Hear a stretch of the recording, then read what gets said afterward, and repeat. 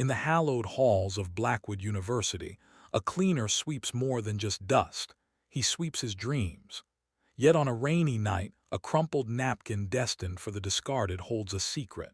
It carries words so profound that they will completely overturn people's perception of where true talent might lie, and change the fate of two people forever. Jasper Morrow, at 28, moved through the hallowed halls of Blackwood University like a ghost, haunting the memory of a life he was supposed to have.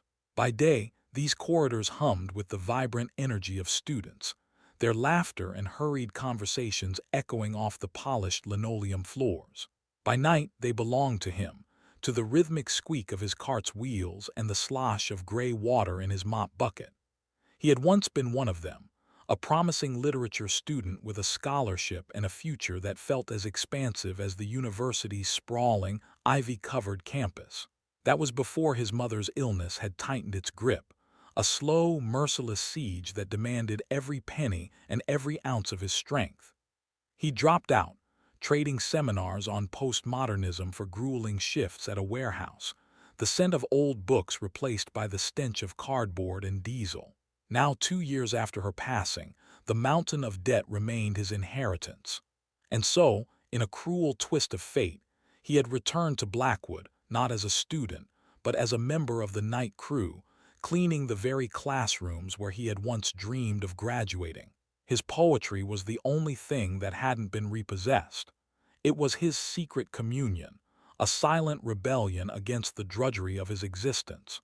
He didn't write in crisp, new notebooks, but on the salvaged detritus of other people's lives. The blank backs of discarded syllabi, the wrinkled paper of a coffee shop napkin, the margins of a forgotten flyer. He considered them worthless, transient whispers into the void. Tonight, his final stop was Auden Hall, the grand lecture theater for the literature department. The rain outside tapped a somber rhythm against the tall, arched windows. The room was vast and empty, smelling faintly of chalk dust and old wood. He sat in one of the tiered seats at the very back, the weak light from the hallway spilling over his hunched form. On a crumpled napkin scavenged from a bin, stained with the ghost of a coffee ring, he wrote. The words came, a torrent of imagery about echoes trapped in empty rooms and dust motes dancing in slivers of moonlight, a metaphor for his own muted existence. When he finished, the familiar wave of self-deprecation washed over him. With a sigh that made no sound in the cavernous space, he crushed the napkin into a tight ball and tossed it into the black plastic bag of his trash cart, destined to be buried with the rest of the day's refuse.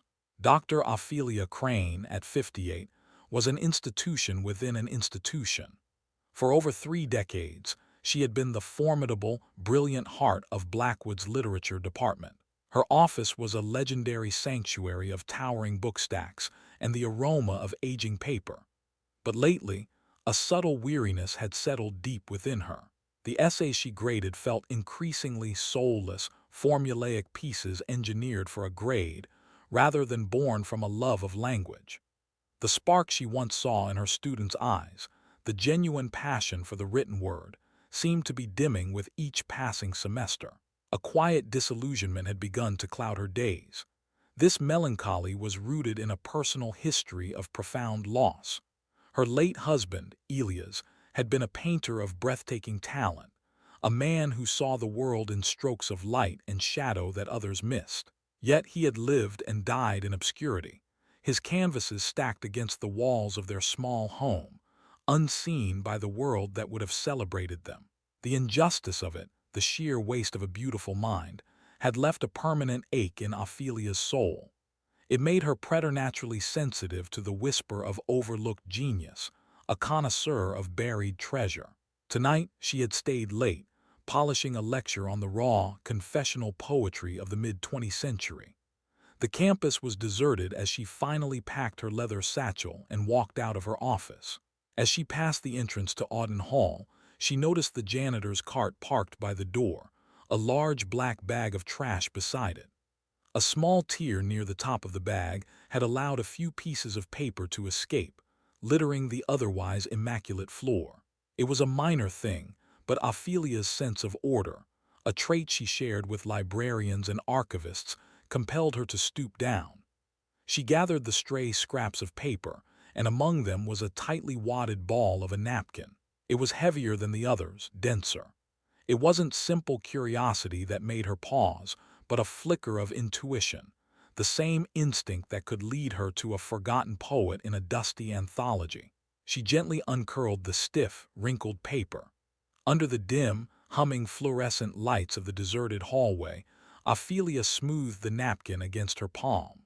The handwriting was a dense, slanted script, the ink slightly blurred by the napkin's absorbent texture. She began to read. The dust motes waltz in shafts of moon, a silent ballet in this hollowed room, where chalk ghosts whisper on the board, of promised worlds I can't afford. My echo answers thin and slight, a borrowed voice in borrowed light. The words struck her with the force of a physical blow. This was not the work of a student trying to impress a professor. The imagery was too precise, the ache too authentic. It was the sound of a soul pressed against glass, looking in at a world it desperately yearned to join.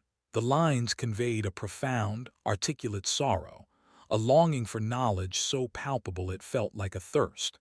She could feel the weight of every word, the careful construction of a mind that understood the power and music of language.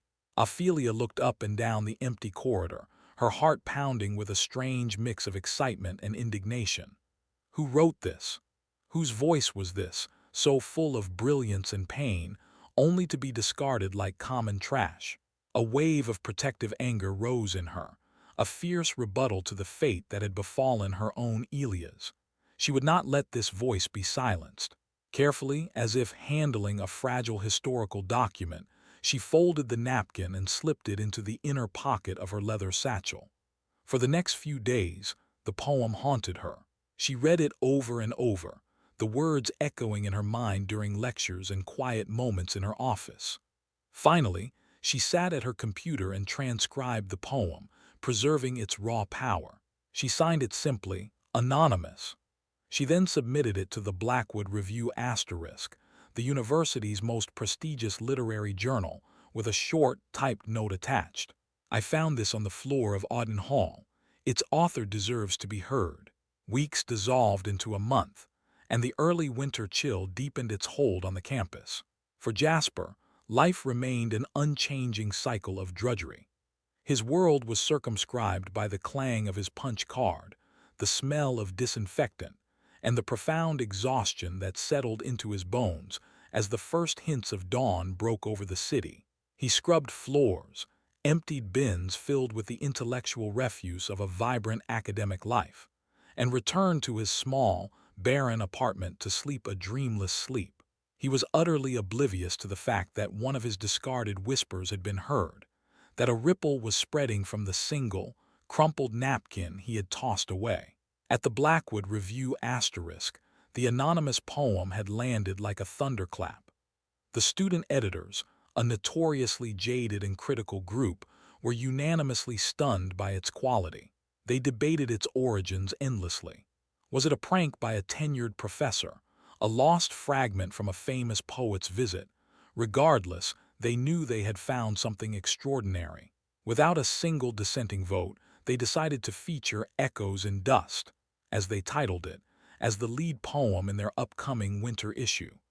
Ophelia, meanwhile, played the role of a silent, patient observer.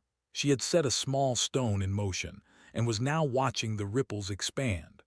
Her quest to identify the poet had become a quiet, personal mission. She started paying closer attention to the night staff, her eyes scanning for a sign, a flicker of recognition, a soul that matched the one in the poem. She saw Jasper, of course, but he was a wraith.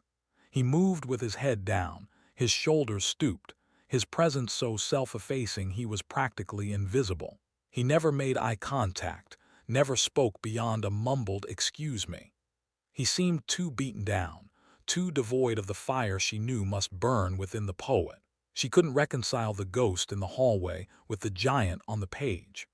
The winter issue of the Asterisk Review was published, and the poem became an immediate topic of conversation within the English department.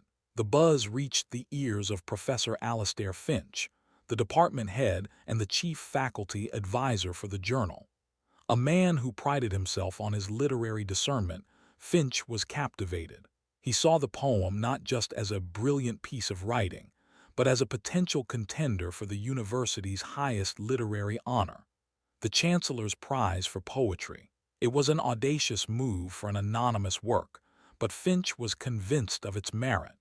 He submitted the poem to the prize committee, setting the stage for a revelation no one could have anticipated. The Chancellor's Prize ceremony was held in the university's grandest and most venerable space, the Worthington Auditorium. Its dark, lustrous wood paneling, which had absorbed the gravitas of a century's worth of academic pronouncements, gleamed under the soft glow of chandeliers. By a fluke of the rota, Jasper had been assigned to the event crew. His official role was to be a phantom, on standby in the vestibule for any spills or messes, and to begin clearing the hall once the procession of intellect and influence had departed. He wasn't supposed to watch, but the pull of the light and the murmur of the crowd drew him in. He slipped into the deep shadows at the very back of the auditorium, a ghost in a gray uniform, his presence an accidental footnote to the evening's grand narrative. He watched the deans in their heavy robes, the celebrated faculty, and the bright, confident students who moved as if the world was already theirs. The air, thick with expensive perfume and the faint, pleasant scent of old books, was a stark contrast to the smell of bleach on his own hands. It was a painful, beautiful spectacle, a detailed portrait of the life he had forfeited. He was just about to retreat to the solitude of the hallway when Professor Finch, the department head, strode to the podium to announce the prize for poetry. In a highly unusual but nonetheless unanimous decision, Finch's rich, authoritative voice resonated through the hall. The committee has chosen to award this year's prize to an anonymous work submitted to the Blackwood Review Asterisk, a piece of such profound depth and startling originality that its anonymity in the end only amplified its power. A polite, intrigued murmur rippled through the audience. Finch adjusted his spectacles and began to read. The dust motes waltz in shafts of moon asterisk. The first line struck Jasper with the force of an electric shock. His blood turned to ice in his veins. It was a bizarre echo, a phrase he thought he'd imagined. But then came the next line.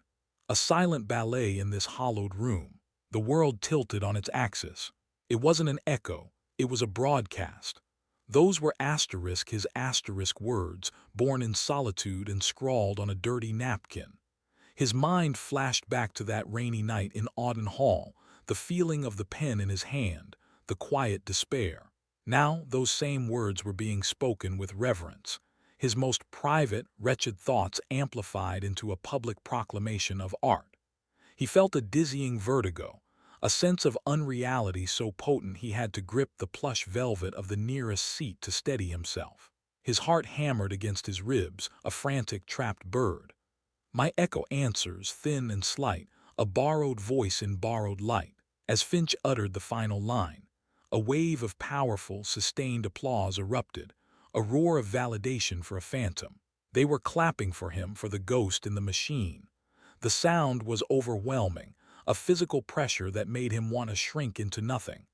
We would now like to invite the author to the stage to accept the Chancellor's Prize, the host announced, his smile beaming. The applause faded, replaced by an expectant hush, which then curdled into a confused silence. People craned their necks, whispering to their neighbors. No one moved. The silence stretched, growing heavy and awkward. The host's smile began to falter. Jasper stood paralyzed in the shadows, his panic reaching a fever pitch. He had to run. He had to disappear. Then a single figure in the front rose with quiet determination. It was Dr. Ophelia Crane. She didn't turn to the stage or the host. Instead, her gaze swept across the auditorium, a deliberate, searching light cutting through the dimness, past the rows of baffled faces, until it found him. Her eyes, sharp and unwavering, locked onto his. There was no pity in them, no condescension. There was only a powerful, unshakable certainty. It was a look of profound recognition, an affirmation that bridged the vast chasm between the celebrated academic and the invisible janitor. The entire hall watched, mesmerized, as she turned away from the stage and began to walk up the center aisle. Her steps were measured, purposeful. The crowd parted for her as if by instinct. Her focus was entirely on the terrified man in the gray uniform. She stopped just a few feet from him, her presence creating a small, silent vortex in the vast room. Her voice was not loud, but it cut through the lingering confusion and Jasper's internal chaos like a bell. "This belongs to you, doesn't it?" she said, not as a question but as a statement of irrefutable fact. She held his gaze, a silent promise of support in her eyes. "It's you. We are all waiting for you." The world seemed to fall away, leaving only the two of them in the vast, silent auditorium. Ophelia's words hung in the air, a bridge thrown across the chasm of Jasper's disbelief.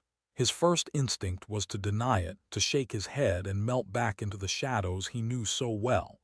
But her gaze held him fast. It wasn't an accusation, it was an invitation. It saw him not as a cleaner or a dropout, but as the poet he was in the darkest, most honest corners of his soul. Slowly, as if in a trance, he gave a barely perceptible nod. A soft smile touched Ophelia's lips. She gently took his arm, her touch both a grounding force and a gentle propulsion. Together, they walked down the aisle, a strange and mismatched pair moving toward the bright lights of the stage. A wave of murmurs and gasps followed them, the sound of a collective reality being reconfigured. Jasper felt hundreds of eyes on his worn work boots and his faded uniform. He felt exposed, stripped bare, yet for the first time in years, he didn't feel ashamed. When they reached the stage, Professor Finch and the university chancellor stared, their expressions a mixture of astonishment and dawning comprehension. Ophelia released Jasper's arm and gave him a small, encouraging nod before stepping back. Jasper stood blinking in the spotlight, his hands, calloused from mops and brooms, hanging awkwardly at his sides. He looked out at the sea of faces, and in their stunned silence he finally found his voice, a little hoarse from disuse. I wrote it," he said, the words feeling foreign on his tongue. The story spread through the campus like wildfire. The janitor who won the chancellor's prize. It was the stuff of legend. The next morning, as Jasper was finishing his shift, he was met not by his supervisor, but by Professor Finch himself. The department head, looking humbled and deeply moved, officially presented Jasper with the award certificate and a check for $5,000.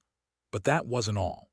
On behalf of the university, Finch offered him a full scholarship, an invitation to re-enroll and finish the degree he had been forced to abandon. "Your place is here with us," Finch said, his voice thick with sincerity. "As a student, as a writer." Later that week, Jasper met Ophelia at a small cafe off campus. He tried to articulate the enormity of his gratitude, but the words stumbled and failed him. He could only repeat, "Thank you," his voice cracking with emotion. Ophelia simply stirred her tea, her eyes kind. "You don't have to thank me, Jasper," she said softly. "Talent like yours has its own gravity. It was bound to be found. I was just the fortunate one who happened to be standing where it landed." She then told him about Elias, her brilliant, unseen painter. "I watched for years as a remarkable talent withered in the shadows," she confessed, a flicker of old pain in her eyes. "I promised myself I would never let that happen again if I could help it. Seeing you on that stage, it felt like I was finally keeping that promise, for you and for him." A year later, the ghost of the hallways was gone, replaced by a scholar. Jasper Mara was no longer an observer peering through the glass. He was a vital part of the academic life he had once serviced. He excelled, his contributions in seminars marked by a depth of insight and a lived experience that his younger peers couldn't match. The years of silent observation had given him a unique lens on the world, and his voice, once confined to crumpled napkins, now filled lecture halls with confidence and clarity. He was on the cusp of publishing his first collection of poetry. The publisher, a prestigious independent press that had caught wind of his incredible story, had fast-tracked the book. Its title was a tribute to its origin, Echoes from Auden Hall ***. The collection was a chronicle of his journey from the periphery to the center, a testament to the beauty that can be found in the overlooked corners of the world. On the book's dedication page, a single, powerful sentence was printed: "For Dr. Ophelia Crane, who taught me that some things once discarded are worth picking up again."